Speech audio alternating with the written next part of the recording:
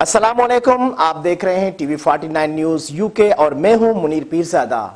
आइए आपको ले चलते हैं आज की खबर की जानिब।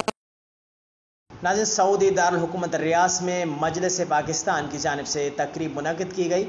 नायब अमीर जमात इस्लामी फ़रीद अहमद पराचा के एहसास में तकरीब मुनक़िद की गई, जिसमें सियासी जमातों के अरकान ने भरपूर शिरकत की। शुरका से इजहार ख्याल करते हुए जमात इस्लामी के नायब अमीर डॉक्टर फ़रीद अहमद पराचा का कहना था कि जमात इस्लामी ने क़याम पाकिस्तान से लेकर आज तक पार्लियामानी सियासत में अपना मुसब्बित और फ़ाल किरदार अदा किया है। पाकिस्तान आज जिस नहज पर पहुंच चुका है, उसको मसाइल से निकालने के लिए तमाम सियासी जमातों को किरदार अदा करना होगा और मौजूदा सूरत हाल में इलेक्शन करा नागुज़ूर हो चुकी है, इसलिए जल्द अज जल्द इलेक्शन करवाए जाएँ। मजलिस पाकिस्तान के सदर राना अब्दुल रऊफ़ का कहना था कि आज पाकिस्तानी अवाम महंगाई समेत दीगर बदतरीन मसाइल से दो चार है और ओवरसीज़ पाकिस्तानी मुल्की सूरत हाल से परेशान हैं। हम अपने तमाम सियासी लीडरों से अपील करते हैं कि पाकिस्तान को हकीकी मानों में सियासी और जमहूरी मुल्क बनाएं और मसाइल का नया हल निकालें ताकि पाकिस्तान आगे बढ़ सके। तकरीब से मजलिस पाकिस्तान के सरपरस्त आला मियां हामिद ने भी खिताब किया, जबकि अहलिया ने रियाज की जानिब से